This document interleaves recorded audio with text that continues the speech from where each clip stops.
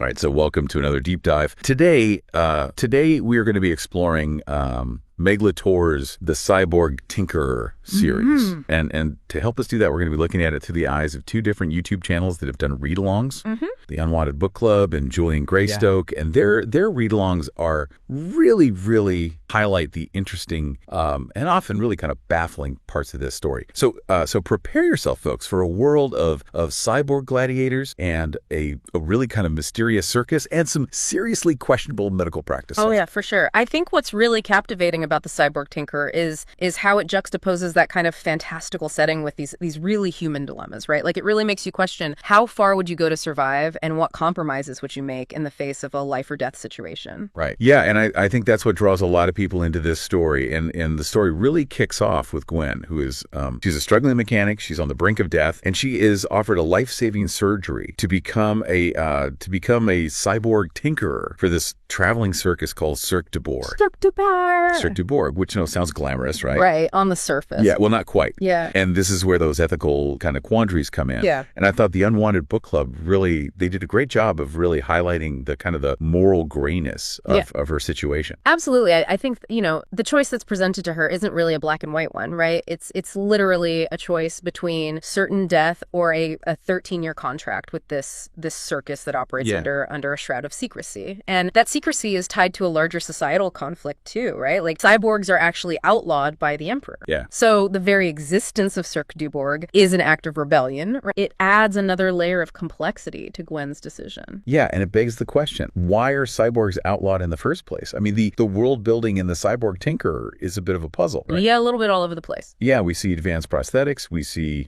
spaceships zipping around, but basic healthcare seems to be lagging behind. Like, why? It's an interesting paradox, right? Like, you can get a robotic arm, but you seemingly can't get a simple painkiller. Right, exactly. Why? So this discrepancy, I think, raises questions about the priorities of this society and who benefits from this seemingly lopsided kind of technological advancement. Right. And maybe it's about control, right? Maybe it's about limiting access to certain technologies as a way to maintain power. Yeah, that makes you wonder too about Gwen, if her initial desperation and then like her rapid shift to like this fervent loyalty to the circus afterward, is that just like a natural response to this chaotic world, or is there like a level of manipulation happening here? Right. And I know several of the YouTubers seem to think so. Yeah, I think it's a valid point, and consider Bastion too, right? Like the circus leader. Yeah. Initially, he comes across as cold, kind of authoritarian, particularly toward Gwen. But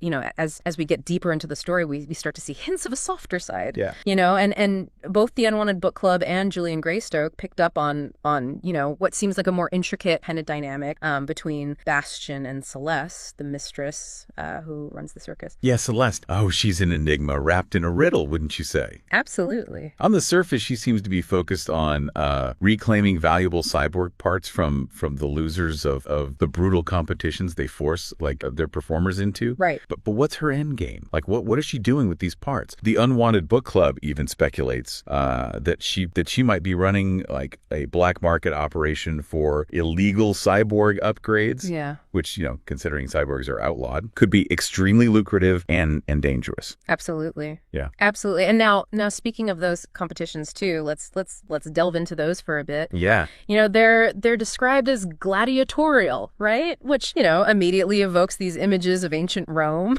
Yeah. But with a futuristic, cyborg twist, right? It's a strange juxtaposition to hold these brutal events under the guise of entertainment. Right. Yeah. And Julian Greystoke points out a really chilling detail too, that the competitions seem to be designed to eliminate skilled performers, not celebrate them. It's like they're weeding out the strongest, most talented cyborgs, and for what purpose? Like, is it about control? Yeah. Is this like a twisted form of population control? Right. Or is there a more sinister motive? And then, of course, there's Rora, this skilled acrobat that becomes entangled with Gwen, and their connection is labeled as insta-love by the Unwanted Book Club. And I kind of have to agree. It feels a bit underdeveloped and rushed. It does, yeah. I think what I find, most intriguing about Rora is the inconsistency of her actions too. Right. Like initially, she's clearly manipulating Gwen, right, hoping to seduce her to get a new cyborg hand.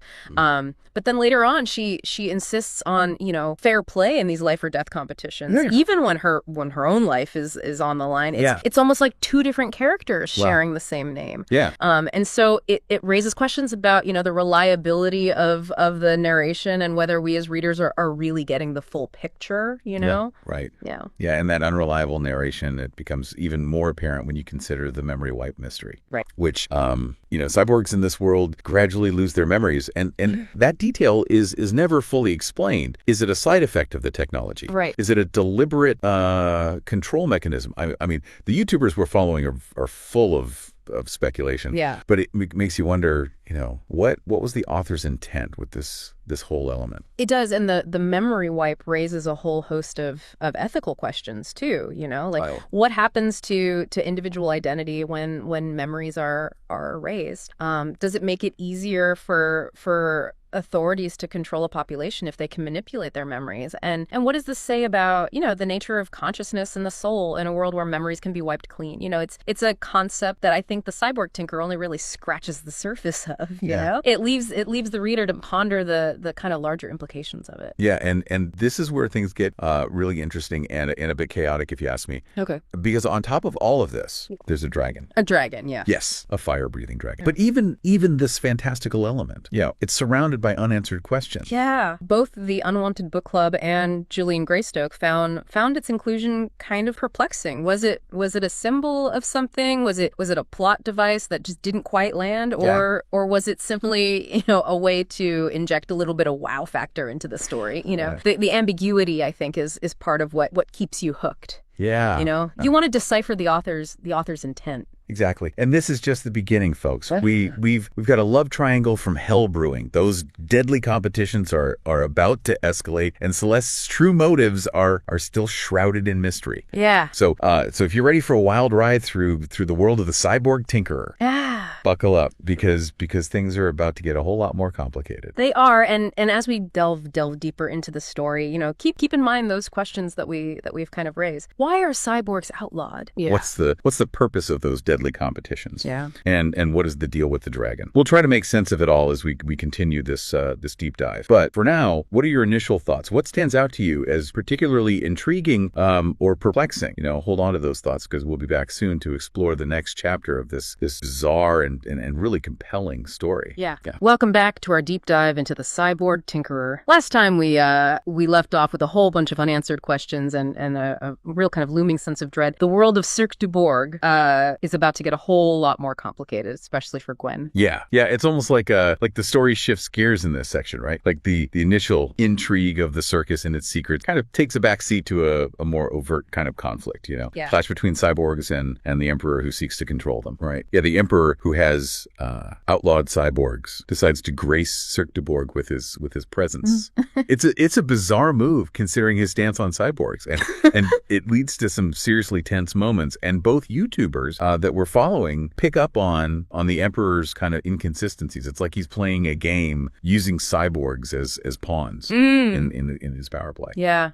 I think the Emperor's visit, really brings to light this crucial question of who's truly in control in this world, right? Like on the surface, it appears to be the Emperor, right? Yeah. Like he's wielding his authority to outlaw and demonize this entire group of people based solely on their technological enhancements. Yeah. But then you have Celeste, right? Seemingly operating in the shadows, collecting these valuable cyborg parts and potentially running a black market operation, right under the Emperor's nose. Yeah, and it makes you wonder if she's more than just an opportunist, right? Could she be playing a longer game? Is she manipulating like both the Emperor and the cyborgs for her own mysterious purposes? It's certainly a possibility, and it adds another layer of intrigue to the narrative. And this is where I think Bastion's loyalty is truly tested, right? He's been programmed to serve Celeste, but his feelings for Gwen are clearly complicating matters. Oh yeah, that love triangle is heating up, and it raises questions about the nature of free will in a world where cyborgs can be programmed to obey. Can Bastion truly choose his own path, or is he simply following the dictates of his programming.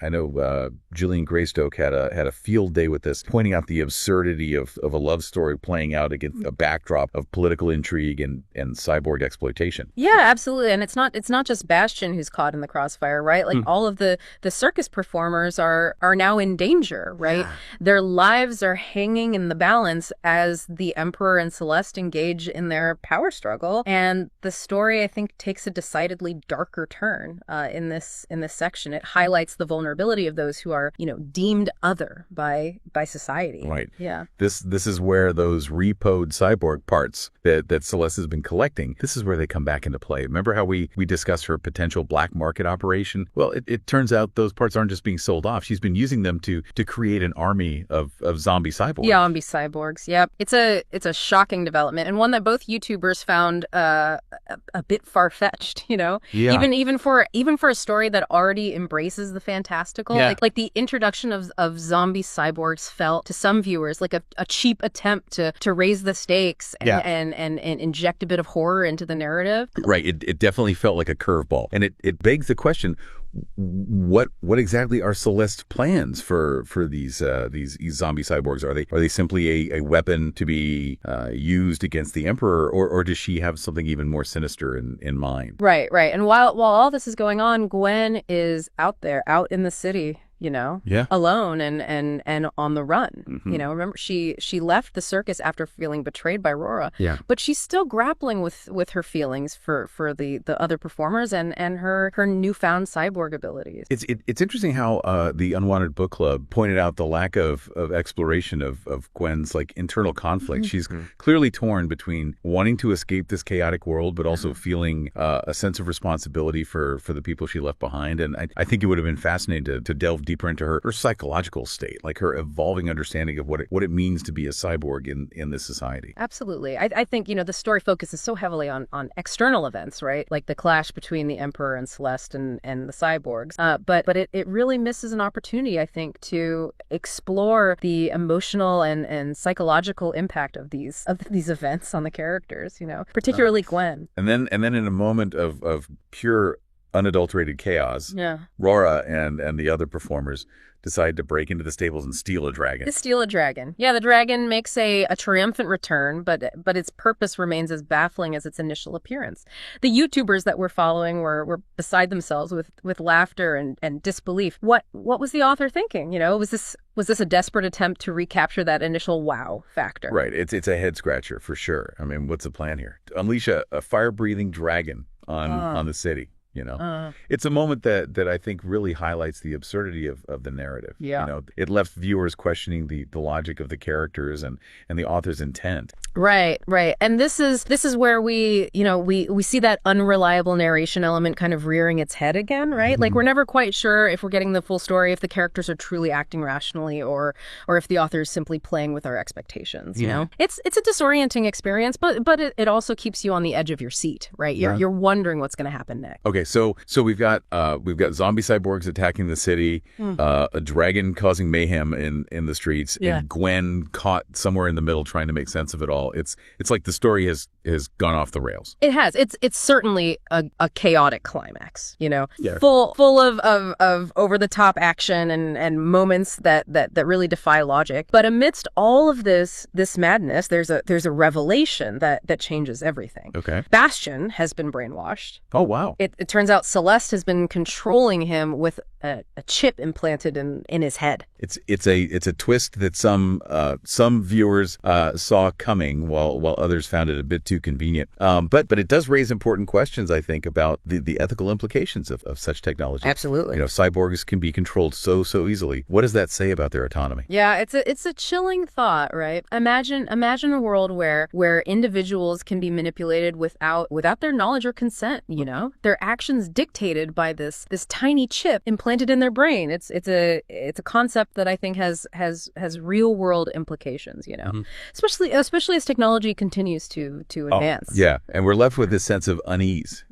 Knowing that even those who appear to be in control, they might be pawns in a larger game. It's a disturbing thought, and it sets the stage for a final act that promises to be both thrilling and thought provoking. Yeah, absolutely. So as we prepare to delve into the the resolution of this chaotic tale, consider this. If you were in Gwen's shoes, what would you do? Would you try to save Bastion? Would you fight against the Emperor and Celeste, or would you simply try to escape this world and find a place where cyborgs can live in peace? Yeah, hold on to those thoughts, folks, because we'll be back soon to explore the final chapter of the Cyborg Tinkerer, and unpack the thought-provoking questions that it leaves us with. All right, so welcome back to our deep dive into the Cyborg Tinkerer. Last time we left off with a city in chaos, a dragon on the loose, and the shocking revelation about Bastion's brainwashing. Yeah, talk about a cliffhanger. I know. It's but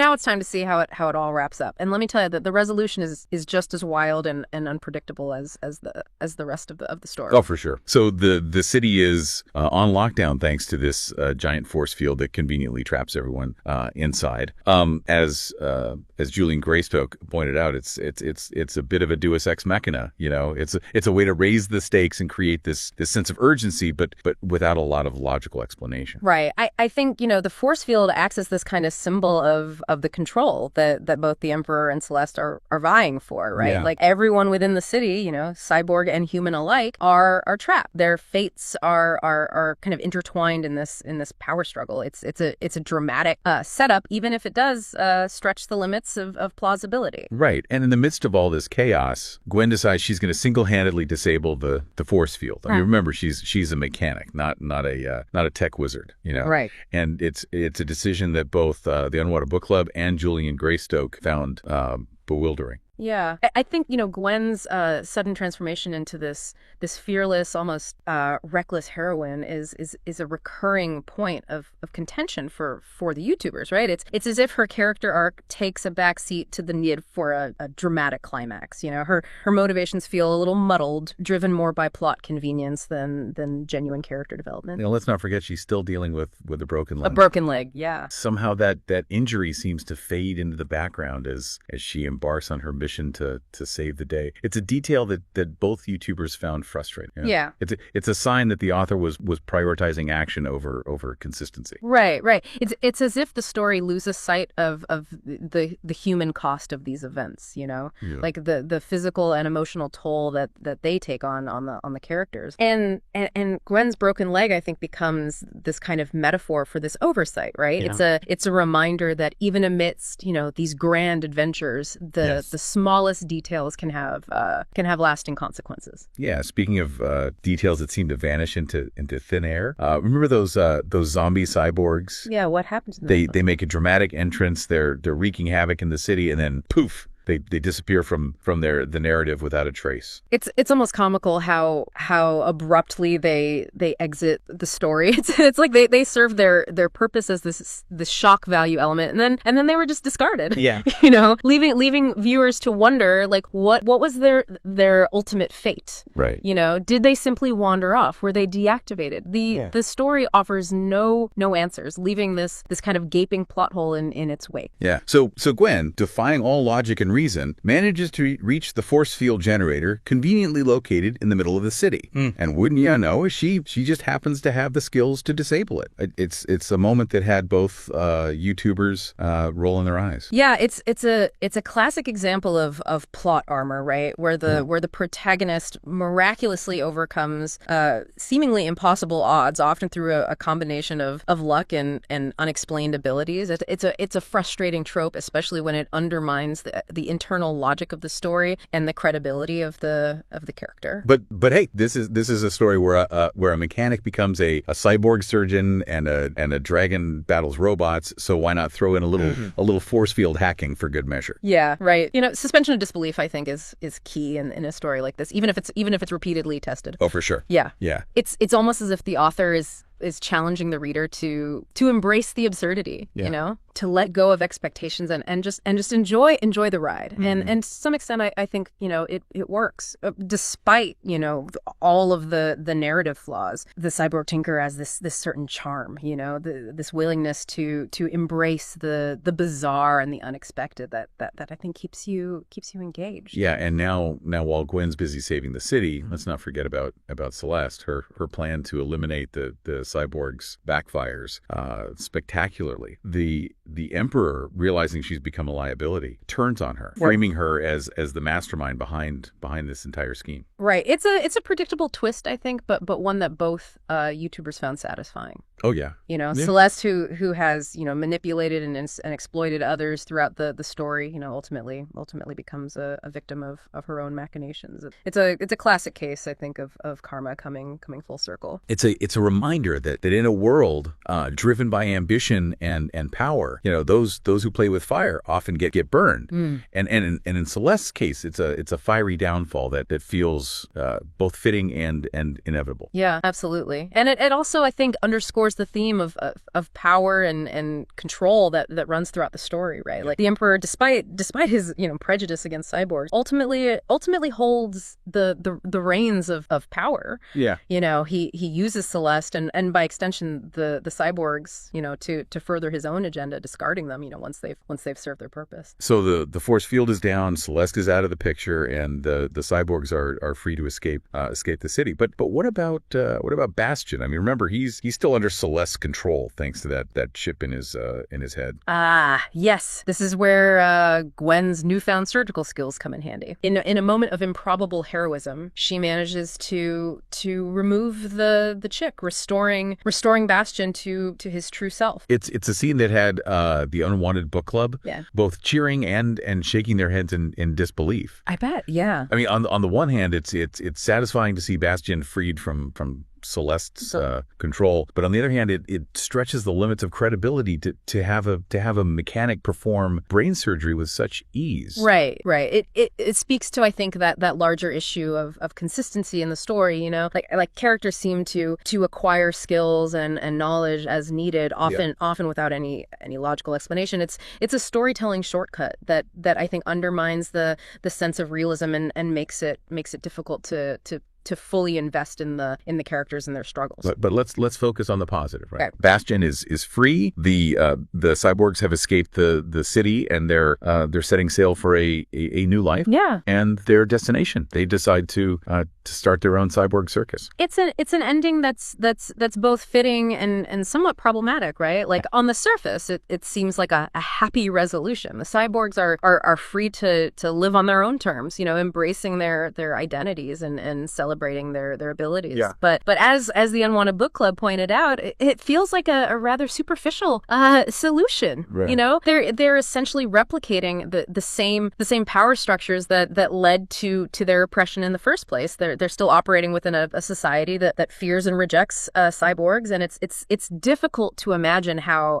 a circus, even one run by cyborgs, can truly challenge those deeply ingrained prejudices. Right. Yeah. It's a thought-provoking critique that lingers long after the story ends, and it makes you wonder if true freedom is even possible within a system that is inherently oppressive, or if a more radical transformation is needed to create a truly just and equitable society. Yeah, absolutely. So we've reached the end of our deep dive into the Cyborg Tinkerer. Yeah. It's been a wild ride full of twists and turns and moments that left us both entertained and bewildered. Yeah, we've explored a world where technology clashes with humanity, where ambition and manipulation run rampant, and where the lines between good and evil, hero and villain are often blurred. The Cyborg Tinkerer, despite its flaws, offers I think a compelling glimpse into a future where the boundaries between human and machine are increasingly fluid. It raises important questions about